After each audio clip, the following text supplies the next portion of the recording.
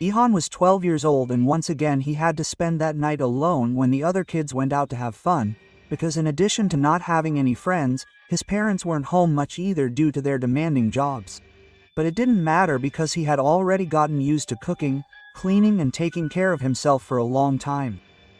From his room he watched the children running around the neighborhood, dressed as witches, vampires and all sorts of creatures. He saw their happy faces and couldn't help but feel a pang of pain.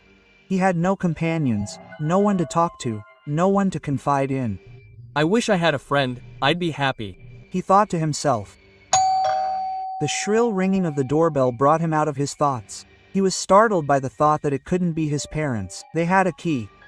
Then he deduced that it must be a group of children coming for candy, but Aizen had no sweets to offer them and he didn't feel like going downstairs either.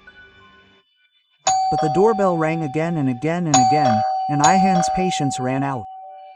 As he went down the stairs, a famous children's song began to play. He recognized it. It was Pop Ghost the Whistle. As he approached the front door, the music grew louder and louder until it seemed to spin around in his head, but he managed to keep his composure and throw the door open. The music suddenly stopped and the atmosphere became strangely cold. Ahead of him, he came across a tall, dark figure standing in the garden. He was dressed in a black and white striped suit with feathers on his shoulders and a strange, pointed nose. He looked like some kind of sinister clown. Trick or treat.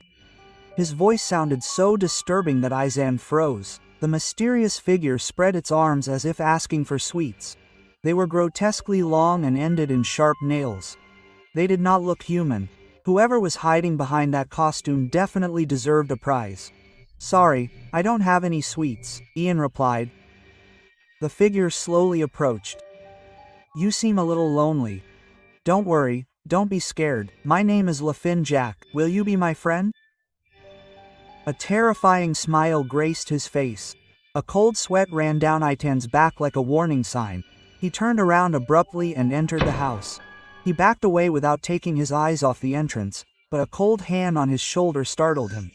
He turned around, his eyes almost popping out of his head, and saw a tall, slender young woman, dressed exactly like the creature in the garden. The same intimidating, pointy nose and sharp nails and teeth seemed like siblings. He didn't have time to think. She grabbed him from behind and trapped him in her strong claws. Suddenly, the door opened and the sinister clown entered the house. How long? Jill let go of Ethan and pushed him against the wall with supernatural strength. He hit his head violently and everything started to spin. Look who's here. Loin Jack. It seems that in all this time you haven't managed to make a single friend. I could say the same about you. His smile disappeared.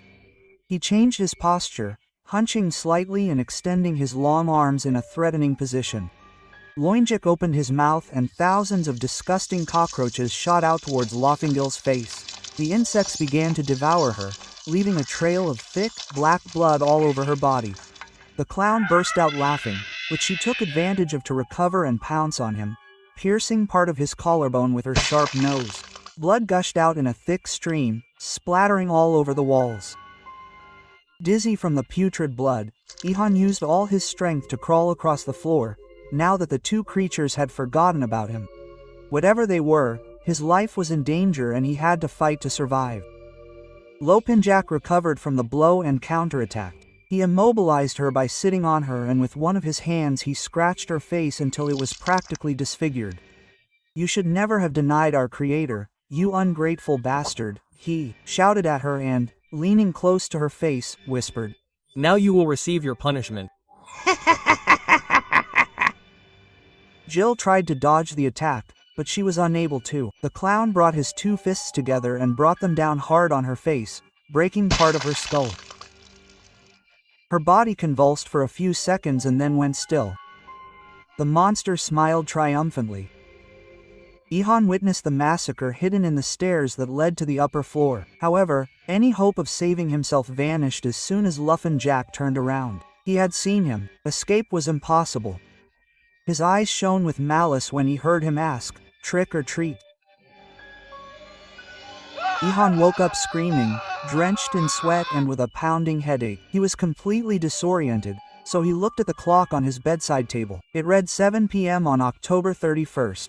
It was still Halloween. He had probably gone to bed after getting home from school and had fallen asleep. He sighed in relief that it was all a dream. He got up, put on his shoes and headed downstairs. His parents had not yet arrived. It was too early for dinner, so he threw himself down on the couch to watch TV for a while. He hadn't fully woken up yet when the doorbell startled him. A shiver ran down his body from top to bottom, with the images of his nightmare still very clear. He got up from the couch and slowly approached the door, but this time he decided to take a look through the peephole. He lifted it, brought his eyes closer, and saw a tall, thin figure waiting for him at the foot of the stairs with his arms outstretched.